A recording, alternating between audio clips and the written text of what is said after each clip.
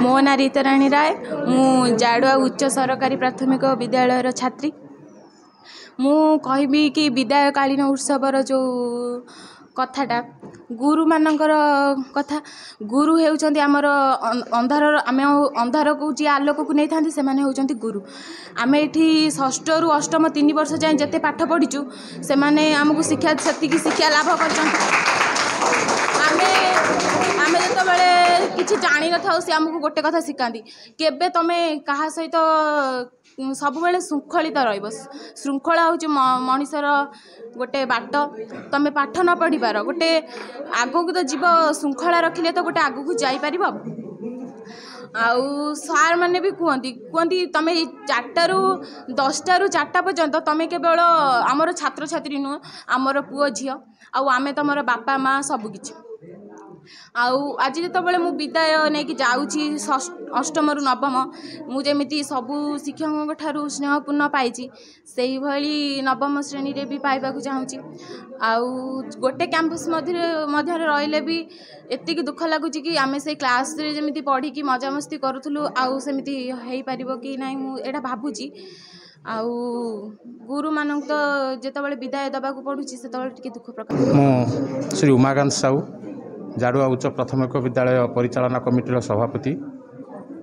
यही स्कूल रे 3 थर सभापति हो सारी मु सभापति हबार कौन मोर निजस्व स्वार्थ ना मोर सामूहिक स्वार्थ हूँ स्कूल रे उन्नतीकरण कार्य करवा पिला मानकर भविष्यत उन्नति आड़ को गति करवा मु जहाँ चाहूली आमर वर्तमान जो टीचर अच्छा गौतम सार हूँ धीरेन सार हूँ पंडा सार हूँ कि संग्राम सार हूँ एमानकर उच्चकोटि शिक्षा ए शिक्षा बल आम स्कूल यही मु गर्व सहकारे कहबी एथर आपण मैंने जानिथिबे ये आम जाडुआ यूपीएस सारा ओडिशा रे 4थ स्थान रही बेले जाजपुर एकमात्र स्कूल भाव में सी गणित होता कहीं क्या जोगु ये केवल आमर शिक्षक एवं चतुर्पार्श्व ये जो परिवेश खाली शिक्षा दान करदे कौन स्कूल डेभलपमेंट हो पार ना तार चतुर्पार्श्व शिक्षा सांग को अन्यान्य जो जिनस दरकार आमर से जिनस ये प्राय से बहुत चेष्टा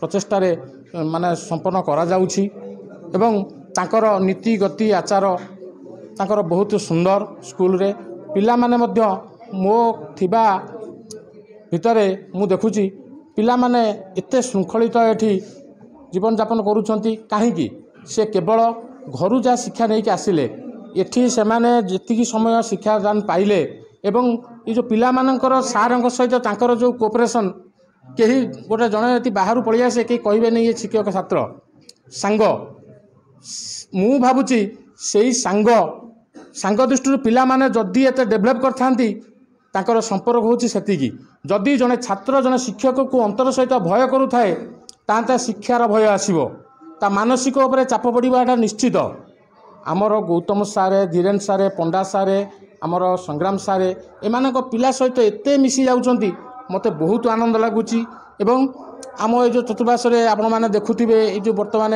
जो तैयारी जो पाचेरी फाचेरी सब तैयारी जो माने फ्लावर गार्डन गोटे प्रस्तुत करा होउची एवं पछपट को गोटे किचेन गार्डन मध्य प्रस्तुत करा बोली आमर प्रपोजाल अच्छी खेल पड़ियाटी मध्य आउरी उन्नतीकरण हम कहीं पिला माने एठी जावत्य आम ये स्कूल रे खेल सामग्री पाई कोनोसी सरकार तरफ को दान नथिले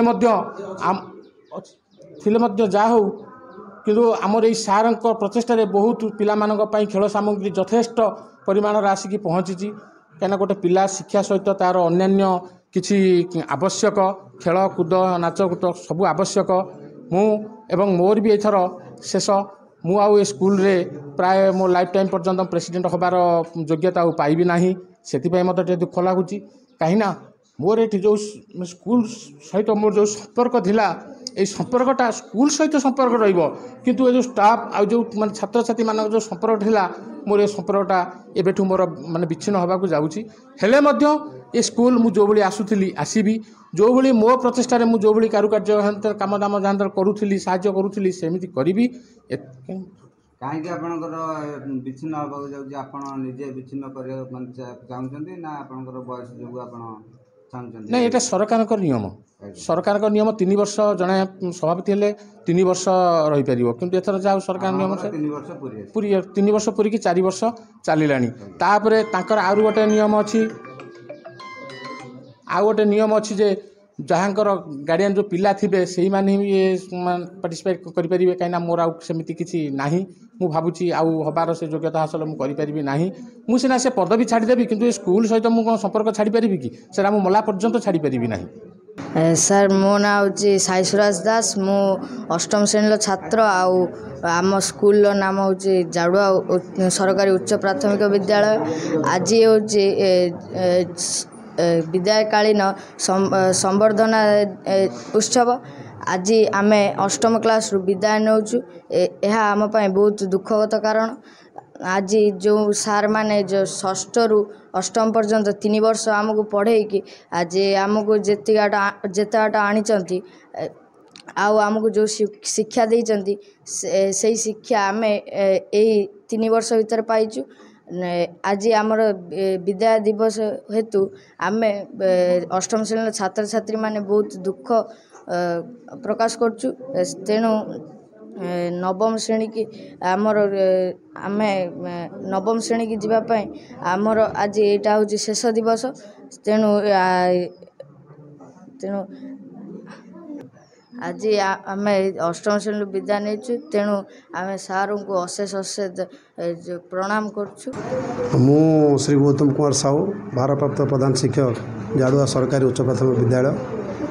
ପ୍ରତିବର୍ଷ ପରି ଏ ବର୍ଷ ଅଷ୍ଟମ ଶ୍ରେଣୀ ଛାତ୍ରଛାତ୍ରୀମାନଙ୍କ ପାଇଁ ଆମେ ବିଦାୟକାଳୀନ ସମ୍ବର୍ଦ୍ଧନା ଉତ୍ସବ ଆୟୋଜନ କରିଛୁ। ଆଜିର ଏହି ଉତ୍ସବରେ ଆମ ପାଖରେ ଆମ ଉଭୟ ବିଦ୍ୟାଳୟର ଶିକ୍ଷକ ଅଛନ୍ତି, ଶିକ୍ଷୟିତ୍ରୀମାନେ ଅଛନ୍ତି, ଚେୟାରପର୍ସନ୍ ଅଛନ୍ତି ଏବଂ ବିଦ୍ୟାଳୟ ପରିଚାଳନା କମିଟିର ସଭ୍ୟମାନେ ମଧ୍ୟ ଅଛନ୍ତି। ସମସ୍ତଙ୍କୁ ମୋ ତରଫରୁ ସାଧୁବାଦ ଦେଉଛି, କୃତଜ୍ଞତା ଜ୍ଞାପନ କରୁଛୁ। ଆଜି ଯେଉଁ ବିଦାୟକାଳୀନ ସମ୍ବର୍ଦ୍ଧନା ସଭାରେ ମୁଁ ପିଲାମାନଙ୍କୁ ଏତିକି ଉପଦେଶ ଦେବି ଯେ ସେମାନେ ଯେଉଁ ବିଦ୍ୟାଳୟରେ ଅଧ୍ୟୟନ କରନ୍ତୁ ନା କାହିଁକି, ଅଷ୍ଟମ ଶ୍ରେଣୀ ଆମର ତ ଷଷ୍ଠରୁ ଅଷ୍ଟମ ପର୍ଯ୍ୟନ୍ତ ଅଛି, ପାଠ ପଢ଼ିବା ପାଇଁ ସୁବିଧା ଅଛି। ତେଣୁ ଯେଉଁ ନବମ ଶ୍ରେଣୀ ସେମାନେ ଯିବେ, ଆମେ ଯେଉଁ ଉପଦେଶ ତାଙ୍କୁ ଦେଇଛୁ ବା ଶୃଙ୍ଖଳିତ ଭାବରେ ଗଢ଼ିଛୁ, ଯେମିତି ସେଇଭଳି ଭାବରେ ଶୃଙ୍ଖଳିତ ମନୋଭାବ ନେଇ ଅନ୍ୟ ବିଦ୍ୟାଳୟରେ ପାଠ ପଢ଼ନ୍ତୁ। ଯେଭଳି ଆମ ବିଦ୍ୟାଳୟର ଜାଡ଼ୁଆ ଉଚ୍ଚ ପ୍ରାଥମିକ ବିଦ୍ୟାଳୟର ସବୁବେଳେ ନାଁ କରନ୍ତୁ। ପ୍ରତ୍ୟେକ ଛାତ୍ରଛାତ୍ରୀ ଯଦି ଆମ ବିଦ୍ୟାଳୟର ନାଁ ବାହାରେ ରଖିବେ, ତାହେଲେ ଆମର ସେଇଟା ଆମ ପାଇଁ ଗୌରବ, ଆମର ଛାତି ତାଙ୍କ ପାଇଁ ଫୁଲି ଉଠିବ। ତେଣୁ ସମସ୍ତଙ୍କୁ ଉପଦେଶ ଦେବି ଯେ ଶତକଡ଼ା 100% ପିଲା ସବୁବେଳେ କୃତକାର୍ଯ୍ୟ ହୁଅନ୍ତୁ, ଆଉ ସମସ୍ତ ଶିକ୍ଷକ ତାକୁ ଭଲ ପାଆନ୍ତୁ, ଭଲ ଦିଗଦର୍ଶନ ସାର୍ମାନଙ୍କଠୁ ଶିଖନ୍ତୁ। ଯାହା ସବୁ ଏଠି ଶିଖିକି ଯାଇଛନ୍ତି ତାଠାରୁ ଅଧିକ ଶିଖିବା ପାଇଁ ଚେଷ୍ଟା କରନ୍ତୁ, ଭଲ ମଣିଷ ହୁଅନ୍ତୁ। ଏତିକି ମୋର ତାଙ୍କ ପ୍ରତି ଉପଦେଶ। ମୁଁ ସହକାରୀ ଶିକ୍ଷକ ସଂଗ୍ରାମ କିଶୋର ନାୟକ। ଆଜି ଆମର ଯେଉଁ ବିଦାୟକାଳୀନ ସଭା ଅନୁଷ୍ଠିତ ହେଉଛି, ଏହା ଏକ ଗତାନୁଗତିକ ଏବଂ ଚିରାଚରିତ ପ୍ରକ୍ରିୟା। କାରଣ ସେମାନେ ଷଷ୍ଠରୁ ଆସିଥିଲେ। ଆମର ଏଇଟା ସିଷ୍ଟମରେ ଏଇଟା ଗୋଟେ ଉଚ୍ଚ ପ୍ରାଥମିକ ବିଦ୍ୟାଳୟ, ଷଷ୍ଠରୁ ଅଷ୍ଟମ 3ଟି ଶ୍ରେଣୀ। ତେଣୁ ଯେତେବେଳେ ଅଷ୍ଟମରେ ଆଜି ବାର୍ଷିକ ପରୀକ୍ଷା ସମାପ୍ତି ହେଇଛି ଆମ ବିଦ୍ୟାଳୟ ତରଫରୁ, ତାଙ୍କୁ ତ ବିଦ୍ୟାଳୟରୁ ମାନେ ଆମର ଏ ଅଷ୍ଟମ କ୍ଲାସ୍ରୁ ସେମାନଙ୍କୁ ପରବର୍ତ୍ତୀ କ୍ଲାସ୍ ଯିବା ପାଇଁ ଯେଉଁ ସରକାରଙ୍କର ବ୍ୟବସ୍ଥା ତାକୁ ମାନିବାକୁ ପଡ଼ିବ, ଆମକୁ ମାନିବାକୁ ପଡ଼ିବ, ସେମାନଙ୍କୁ ବି ମାନିବାକୁ ପଡ଼ିବ। ତେଣୁ ଯେତେବେଳେ ସେମାନେ ଆମକୁ ଛାଡ଼ିକି ଯିବେ, ତେଣୁ ସେଇ ଯେଉଁ 3 ବର୍ଷର ପଢ଼ା ଭିତରେ ଏଇ ଦିବସଟିକୁ ଟିକେ ସ୍ମୃତି କରିବା ପାଇଁ ତାଙ୍କର ଫଟୋ ଉଠେଇକି କି ତାଙ୍କ ସହିତ କିଛି ବାର୍ତ୍ତାଳାପ କଲେ ସେମାନେ ମଧ୍ୟ ମନେ ରଖିବେ ଆମକୁ, ଆମେ ତାଙ୍କୁ ମନେ ରଖିବୁ। ସେମାନେ ଯେଉଁ 3 ବର୍ଷ ଭିତରେ ଆସିଥିଲେ, ଘର ଛାଡ଼ିଥିଲା ପରେ ଆମ ପାଖରେ ଯେଉଁ 6 ଘଣ୍ଟା ରହୁଥିଲେ, ସେମାନଙ୍କର ଯେଉଁ ଦାୟିତ୍ୱ, ତାଙ୍କ ପ୍ରତି କେମିତି ସେମାନେ ଖାଲି ତ ପଢ଼ିବେନି, ସେମାନଙ୍କ ସୁରକ୍ଷା, ଶାନ୍ତି ଶୃଙ୍ଖଳା ସବୁ ଆମ ଉପରେ ନ୍ୟସ୍ତ ଥିଲା। ସେଇ ଜିନିଷଟା ଯେଉଁ ଯେହେତୁ ଆଜି ପରୀକ୍ଷା ସରିଗଲା, 2 ତାରିଖଠାରୁ ଆମର ପ୍ରଧାନ ଶିକ୍ଷକ ଅଛନ୍ତି, ଉଚ୍ଚ ପ୍ରାଥମିକ ଆମର ଯେଉଁ ହାଇସ୍କୁଲ ଅଛି ସେଠିକି ଯିବେ। ଏଠି ଯେଉଁ ସାର୍ମାନେ ଅଛନ୍ତି ଉଚ୍ଚ ବିଦ୍ୟାଳୟର, ସେମାନଙ୍କ ତତ୍ତ୍ୱାବଧାନରେ ସେମାନେ ଆଗକୁ ବଢ଼ିବେ। ସେଠି ବଢ଼ିବାକୁ ହେଲେ ଏଠି କିଛିଟା ଯେହେତୁ ସେମାନେ ଉଚ୍ଚ ଶ୍ରେଣୀକି ଯିବେ, ସେଠି ନିଶ୍ଚିତ ଭାବରେ ଶୃଙ୍ଖଳାର ଆବଶ୍ୟକତା ଅଛି। ଏ ପିଲାମାନଙ୍କୁ କେବଳ ଏତିକି ମୁଁ କହିବି, ପାଠ ତ ଗୋଟେ ଦିଗ, କିନ୍ତୁ ପ୍ରତ୍ୟେକ ଭଲ ମଣିଷ ହେବା ପାଇଁ ଯେଉଁଟା ଆବଶ୍ୟକ ସେ ହେଉଛି ଶାନ୍ତି ଏବଂ ଶୃଙ୍ଖଳା। ଯେତେ ଶୃଙ୍ଖଳିତ ହେବେ ଆମମାନଙ୍କ ସହିତ ଏ ବିଦ୍ୟାଳୟ ମଧ୍ୟ ଆଗକୁ ଯିବ। ମୋର ସେତିକି ଗୋଟିଏ ବାର୍ତ୍ତା ରହିବ ସେମାନଙ୍କୁ, ପାଠରେ ଧ୍ୟାନ ଦେବା ସହିତ ନିଜର ଯେଉଁ ମାନବିକ ଗୁଣାବଳୀ ଏବଂ ଶୃଙ୍ଖଳା ପ୍ରତି ଧ୍ୟାନ ଦେବେ। ଏହା ହିଁ ମୋର ଆଜିର ଏହି ବିଦାୟକାଳୀନ ଦିବସରେ ସେମାନଙ୍କ ପାଇଁ ବାର୍ତ୍ତା। ମୋର ନାମ ଧୀରେନ୍ଦ୍ର ପାଇକରାୟ, ସହକାରୀ ଶିକ୍ଷକ। ଆଜିର ଏହି ବିଦାୟକାଳୀନ ସମ୍ବର୍ଦ୍ଧନା ଉତ୍ସବ ପ୍ରତିବର୍ଷ ଭଳି ଏ ବର୍ଷ ମଧ୍ୟ ପାଳିତ ହେଉଛି। ଆଉ ଯେହେତୁ ଆଜି ପରୀକ୍ଷା ଲାଷ୍ଟ ଦିନ ଥିଲା, ଆଉ ପିଲା 100% ଉପସ୍ଥାନ ଏଠି ଅଛନ୍ତି, ସେଥିପାଇଁ ଆମେ ଯୋଜନା ମୁତାବକ ଆଜି ହିଁ ବିଦାୟ କାଳୀନଟା ରଖିଲୁ। ବିଦାୟ କାଳୀନଟାରେ ଯେହେତୁ ମନ ଟିକେ ଦୁଃଖ ବେଶୀ ହେବା କଥା କିନ୍ତୁ ଅଳ୍ପ ପରିମାଣରେ ହେଉଛି, କାହିଁକିନା ଏଇ ପିଲା ଆମର ଏଇ କ୍ୟାମ୍ପସ୍ରେ ରହିବେ। ନବମ ଦଶମ ଏଇଠି କ୍ୟାମ୍ପସ୍ ଅଛି, ଏଇଠି ରହିବେ, ଏଇଠି ପାଠ ପଢ଼ିବେ, ଆମରି ଆଖିରେ ସେ ମାନେ ରହିବେ। କେବଳ ଗୋଟିଏ ଦୁଃଖ ଯେ ଯେହେତୁ ଆମେ ତାଙ୍କୁ ଯେଉଁ 5ଟା 6ଟା କ୍ଲାସ୍ ଡେଲି ଆମେ ତାଙ୍କୁ ନେଉ, ସେ ଜିନିଷ ଆଉ ନେଇପାରିବୁନି, ସେଇଟା ସେପଟେ ନବମ ଦଶମରେ ସେ ନେବେ। ଆଉ ପିଲାମାନଙ୍କୁ ମୁଁ ଏତିକି କହିବି ଯେ ପିଲାମାନେ ଶୃଙ୍ଖଳିତ ହୁଅ, ପାଠ ଟିକେ ପଢ଼, ଆମମାନଙ୍କର ଯେମିତି ଟିକେ ନାଁ ଟିକେ ସେଠି ଗଲେ ଟିକେ ଯେମିତି ରଖିବ।